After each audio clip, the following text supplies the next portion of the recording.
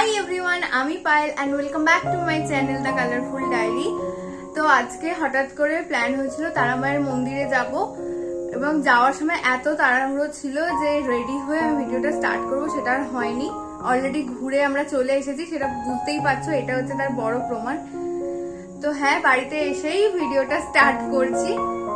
তো মন্দিরে গিয়ে কি করলাম আর মায়ের মূর্তি, মায়ের মন্দিরের সমস্ত কিছু এই ভিডিওতে শেয়ার করব।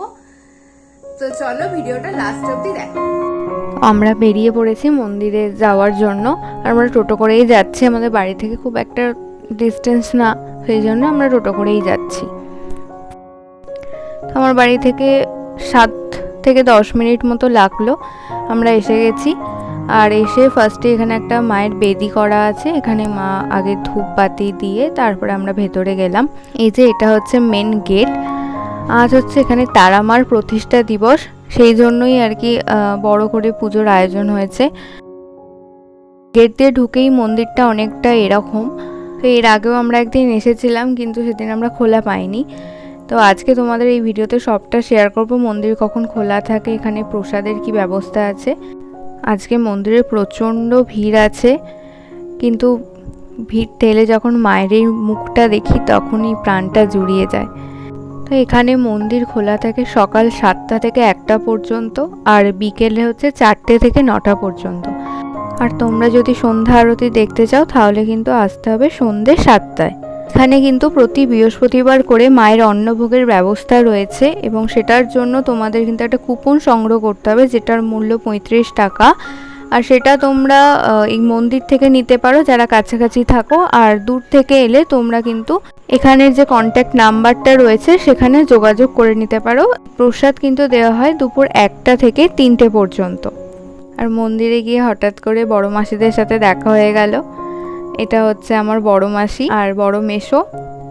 আর আজকে তো এখানে খিচুড়ি ভোগের ব্যবস্থা রয়েছে আর লুচি প্রসাদেরও ব্যবস্থা রয়েছে।